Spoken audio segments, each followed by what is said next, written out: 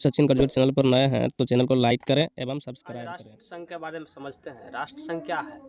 राष्ट्र संघ का मतलब होता है दुनिया में शांति कायम करना है। इससे पहले राष्ट्र संघ से पहले भी जो है प्रथम बार विश्व युद्ध हुआ था 1914 से 1918 के बीच चला था।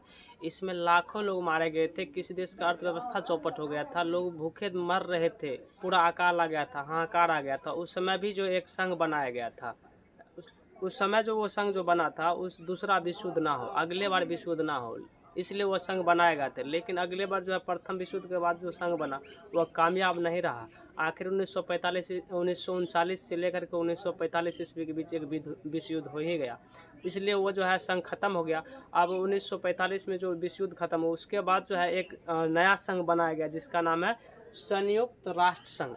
इस संयुक्त राष्ट्र संघ की स्थापना कब हुआ? 24 अक्टूबर 1945 ईस्वी की स्थापना हुआ और इसका संयुक्त राष्ट्र संघ का नामांकन किया उस समय जो तत्कालीन जो राष्ट्रपति थे, अमेरिका के राष्ट्रपति डी रूजवेल्ट, उन्होंने इस नाम को घोषित किया।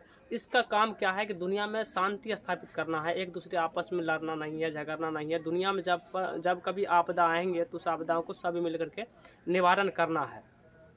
इस संयुक्त राष्ट्र संघ में 111 धाराएं हैं। धाराएं क्या होता है? एक नियम होता है। जैसे हमारे भारत के अनुच्छेद में कितना धाराएं हैं? तो 395 धाराएं हैं। उसी तरह इस संयुक्त राष्ट्र संघ में जो है 111 धाराएं हैं। इसके तहत ये राष्ट्र संघ काम करती है। इसके राष्ट्र संघ के प्रमुख 6 अंग हैं। जो प्रमुख 6 अंग है इसके द्वारा जो है सभी विभाग के उसमें काम किया जाता है। जैसे पहला है आम सभा। ये जो आम सभा है ये सबसे महत्वपूर्ण अंग है। किसी भी देश का आपस में अगर विवाद हो जाए तो इस विवाद का इसमें जो है इस प्रत्येक वर्ष एक बार मीटिंग होता है, बैठक होता है। उस बैठक में ये आम सभा में जो है प्रत्येक वर्ष इसमें अपना मत रखते हैं। जैसे हमारे देश में जो है कारगिल वाला युद्ध हुआ था, उसके बाद जम्मू कश्मीर लेकर पीओके लेकर फैसला है। तो ये जो है आम सभा प्रत्येक वर्ष जो एक बार मीटिंग होता है उसमें इस बात को रखा जाता है। दूसरा है सुरक्षा परिषद। सुरक्षा परिषद में 2 तरह के परिषद होते हैं। एक होता है अस्थायी परिषद, एक होते हैं अस्थायी परिषद। अस्थायी परिषद में 5 सदस्य होते हैं और वो अस्थायी सदस्य में 10 सदस्य होते हैं।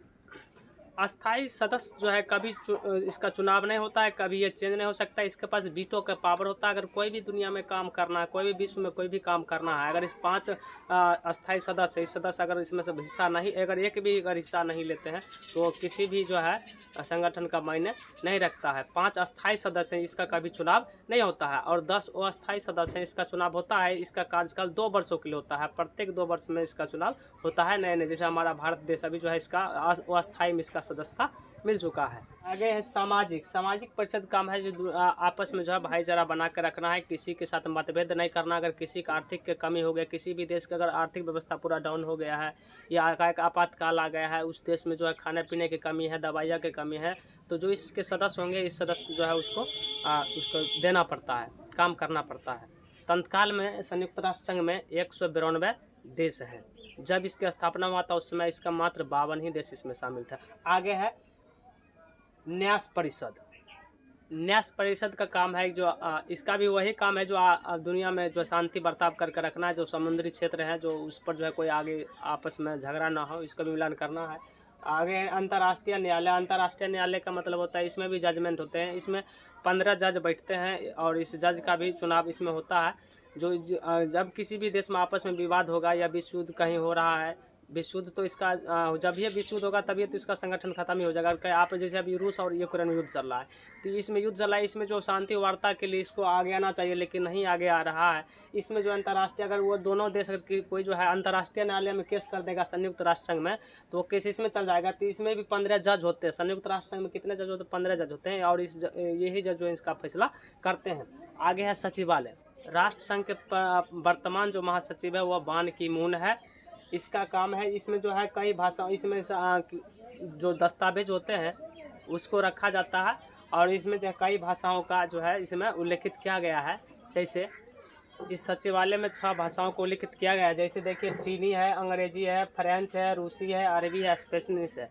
ये 6 भाषाओं को इसमें उल्लेखित किया गया है। इसमें जब भी आपको वार्तालाप किसी भी सदस्य से करना है तो आप इसी 6 भाषाओं से ही कर सकते हैं।